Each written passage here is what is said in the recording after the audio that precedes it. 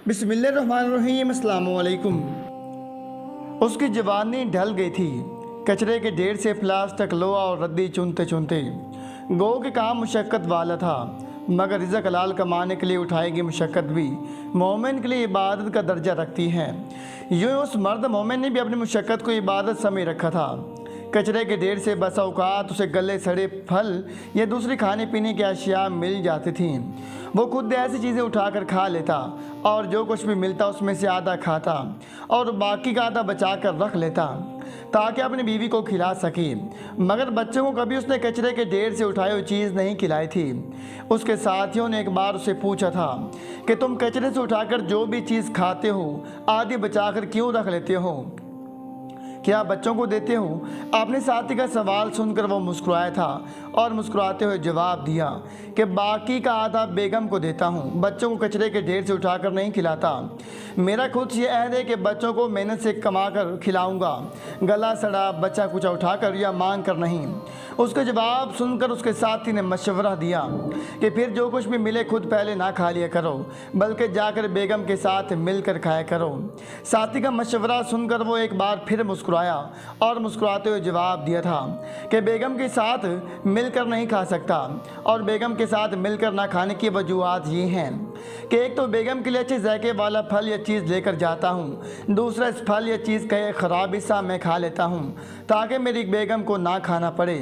तीसरी और सबसे बड़ी वजह यह है कि मैं इसलिए भी हर चीज़ पहले खा लेता हूँ ताकि कोई जहरीली चीज़ ना लगी हो, अगर कुछ ऐसा वैसा हो तो मेरा नुकसान हो जावे, मेरी बीवी बच जाए। अपने साथी की बातें सुनकर दूसरे दोस्त हैरान रह गए थे।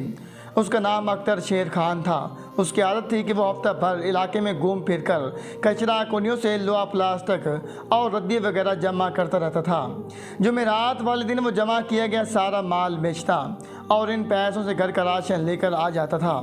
पिछले चंद सालों से महंगाई चौगुनी रफ्तार से बढ़ी थी, जबकि उजरत वहीं पर खड़ी थी। लिहाजा घर का चूल्हा जलता रखने के लिए सारे घर वालों को कुछ न कुछ कुर्बानी देनी पड़ी थी।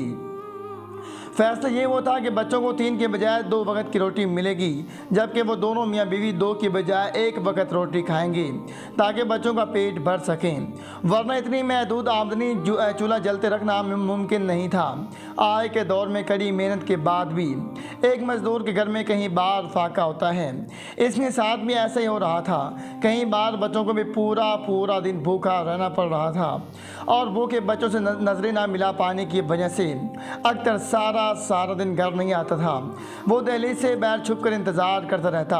भूख से बिलखते मासूम बच्चे जब रोते रोते थक कर सो जाते थे तो वो घर में दाखिल होता। 2 साल पहले की बात है कि एक बार जुमेरात वाले दिन अख्तर अपना सामान, जमा शुदा सामान बेचकर घर वापस आ रहा था कि 4 जालिम डाकुओं के हत्थे चढ़ गया। डाकुओं ने इस रकम को छीनना चाहिए तो उसने मुज़ाहमत की, क्योंकि उसको हथियार से ज़्यादा तकलीफ भूख से बिलखती सगी औलाद की आहों और सिसकियों की थी। उसकी मुज़ाहमत की वजह से डाकुओं ने उसे जान से मारकर उसकी जेब से 450 रुपये निकाल लिए थे। पिछले शायद 5 सालों में पहली बार उसकी मौत पर उसके घर वालों को 3 टाइम पेट भर कर खाना नसीब हुआ था, मगर उसकी मौत के बाद घर में एक वक्त के लिए चूल्हा जलना भी नामुमकिन हो गया था। घर की बड़ी बेटी ने माँ के साथ मिलकर घर की ज़रूरियात को पूरा करने के लिए मेहनत शुरू कर दी थी, मगर जल्दी उनको अंदाज़ा हो गया था कि शरीफ औरत के लिए रिज़्क़ कमाना इतना आसान नहीं है। लिहाजा चल फिर रिज़्क़ कमाने की बजाय उन्होंने लोगों के घरों में काम करना शुरू कर दिया। इनमें से भी एक घर का मालिक दरिंदा सिर्फ इंसान निकला। उसने इस मासूम यतीम बच्चे की इज्जत से खेलना चाहा और नाकाम हो जाने पर दोनों माँ बेटी पर चोरी का इल्ज़ाम लगा दिया। अहले इलाका और चंद दूसरे भले लोगों की वजह से उनकी जान पुलिस से छूट गई, मगर उनका एतबार करने के लिए कोई तैयार नहीं था। यहाँ तक कि जवानी की दहलीज पर कदम रखती यही बच्ची 4 रोज़ से फाके की हालत में रहने के बाद मर गई। लोग सच कहते हैं कि औरत फितरतन माँ होती है। जब बच्ची को अपनी मौत सामने नजर आने लगी तो उसने अपनी माँ को मुखातिब करके वसीयत करते हुए कहा था कि माँ, मैं मर जाऊँ तो मुझे दफन ना करना, मेरा गोश्त उबाल कर मेरे भाइयों को खिला देना। अख्तर की मौत के बाद जब उसकी बेटी की मौत पर भी उसके बच्चों को 3 वक्त के लिए पेट भर कर खाना नसीब हुआ तो मासूम बच्चे अपनी माँ से अपनी बहन भाइयों के नाम लेकर पूछ रहे थे कि माँ, फलां मरेगा तो हमें ढेर सारा खाना मिलेगा, फिर फलां मरेगा तो हमें ढेर सारा खाना मिलेगा। चंद साल के मासूम बच्चे ने बाकियों की देखा देखी अपनी तोतली ज़बान से कहा था कि दम मेरी माँ तू भूत लदे दी तो मैं मर जाऊँ ताकि मेरी माँ रोटी खा ले। जब मेरी माँ को भूख लगेगी तो मैं मर जाऊँगी ताकि मेरी माँ को रोटी मिल जाए। माँ अपने बच्चों की बातें सुनकर दहाड़े मार कर रो पड़ी थी। उसकी आहें यकीनन अर्श तक पहुँच गई होंगी, मगर आप तक, मुझ तक, हुकूमती ऐवानों और नुमाइंदों तक नहीं पहुँची होंगी और ना ही शायद कभी पहुँचेंगी। उसका नाम मोहम्मद अमीर था, मगर शायद अपने नाम के साथ लगे लफ्ज़ मोहम्मद की तौकीर को कभी वो समझ ही नहीं पाया था। माल और दौलत के लिहाज से अल्लाह ताला ने उसे बहुत निवाज रखा था। दुबई में उसके अपनी मशीनरी और ट्रांसपोर्ट का काम था। दुबई में मुकीम पाकिस्तानी कम्यूनिटी के चंद बड़े बिजनेसमैन में से वो एक था, मगर जो जो उसके पास दौलत बढ़ती जा रही थी, ऐसे वो राहिदे से गाफिल होता जा रहा था। यहाँ तक कि जब कारोबार से उसकी आमदनी करोड़ों में पहुँच गई तो अपने गांव का वो सबसे बड़ा फिरौन बन गया था। जहाँ तक मुझे लगता है वो इन लोगों में शामिल हो गया था जिनके लिए दौलत बाज दफ़ा उनके ईमान से बढ़कर हो जाती है। इसकी सबसे बड़ी मिसाल उसके घर में काम करने वाली उसका मुलाजिम और खिदमतगार शख्स था, जो उसके जुल्म का इस कदर निशाना बना कि इस जालिम शख्स का कर्ज चुकाते चुकाते उसकी नस्ल ख़त्म हो गई थी। इतने बड़े जुल्म के बाद भी रब ने उसको तौबा तायब होने का मौका दिया था, मगर अल्लाह ताला की तरफ से दी गई ढील को उसने अपनी दौलत के वजह से हासिल होने वाली ताकत को समझ लिया था। यूं था कि खुदा ने उसकी लगामें खींच ली और आज वो पाई पाई का मोहताज हो गया है। आप भी पढ़िए उसकी तारीर, शायद कि आप में से किसी की ज़िंदगी बदल जाए और वो अगर भटका हुआ हो तो राह हिदायत की तरफ पलट आए। मोहम्मद अमीर के डेरे पर मजीद नामी एक गरीब शख्स काम करता था। उस शख्स ने अपनी बेटी की शादी के लिए भट्टा से कर्ज ले रखा था। इस कर्ज की मुद्द में सालों तक वो भट्टा पर मजदूरी कर रहा था, मगर खौफ खुदा से आरी भट्टा के मालकान और मुंशी ने उसके कर्ज को कम करने के बजाय बढ़ा दिया था। तालीम याफ्ता न होने की वजह से मजीद कभी भी रकम के हिसाब किताब नहीं रख पाया था। इसने भट्टा मुंशी जो कुछ उसे बता देता वो चुपचाप करके तस्लीम कर लेता। यहाँ तक इतने सालों काम करने के बाद भी उसकी कर्ज की रकम कम होने के बजाय बढ़कर दोगुना हो चुकी थी। इसके वजह भट्टे के मुंशी की बेईमानी थी, क्योंकि मजीद बेचारा भट्टे से खर्च कर ले जो रकम लेता था मुंशी उसे 3 गुना बढ़ाकर कापी में लिख देता। ये उसका कर्ज घटने के बजाय बढ़ता गया, जो कि तकरीबन दोगुना हो चुका था।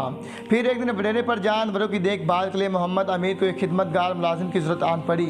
उसने भट्टे पर जाकर मजीद की रकम अदा की और उसे भट्टे से छुड़वाकर अपने डेरे पर बतौर खिदमतगार मुलाजिम रख लिया और जानवरों की देखभाल की जिम्मेदारी उसके सपुर्द कर दी। अमीर का रवैया भट्टे मालकान से भी बदतर था।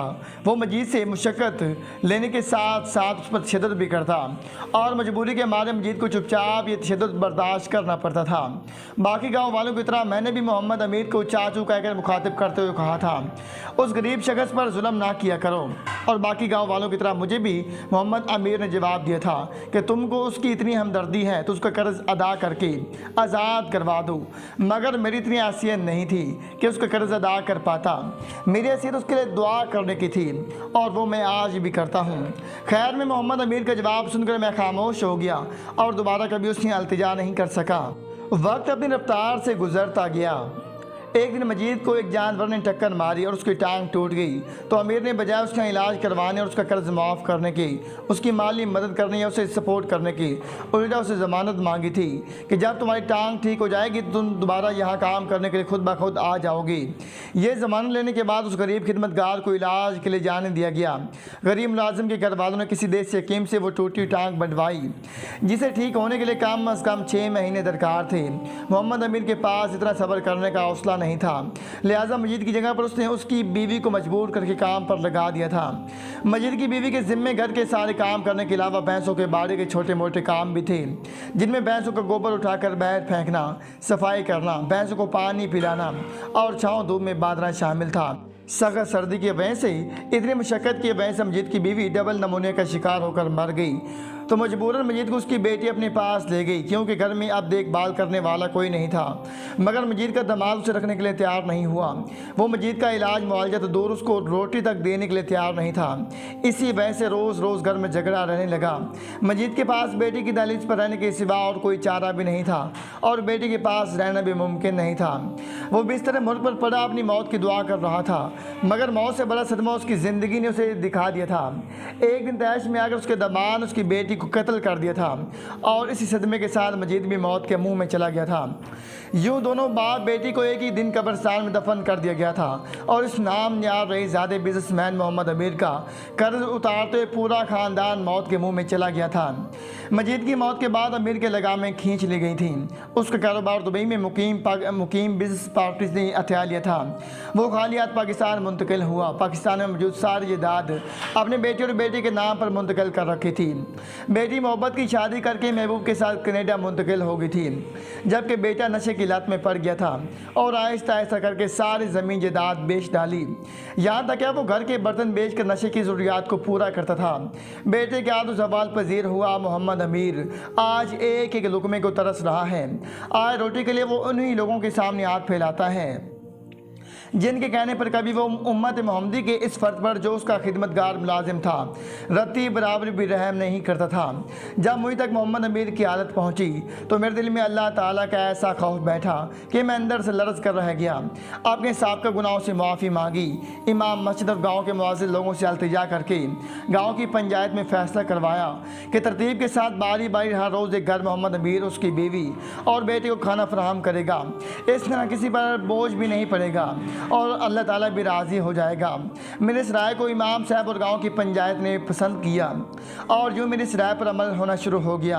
आज मोहम्मद अमीर इसी खुदा के नाम पर दिया सदका खा रहा है और ज़िंदा है और उन्हीं लोगों का मोहताज है जिन लोगों के कहने पर अल्लाह ताला की सबसे प्यारी मखलूक अशरफुल मखलूक़ात इंसान मजीद पर कभी रहम नहीं करता था, बल्कि अगर कोई उसे रहम करने का कहता तो या तो वो उसको बेइज्जत कर देता या फिर उसकी बात सुनकर अनसुनी कर देता। वक़्त कितनी जल्दी गुजर गया था, किसने सोचा भी नहीं था।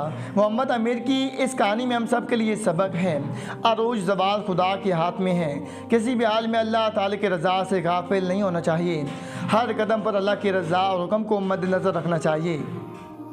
अल्लाह ताला हम सबको अमल करने की तौफीक अता फरमाए। आमीन सुमा आमीन। जज़ाकल्लाह।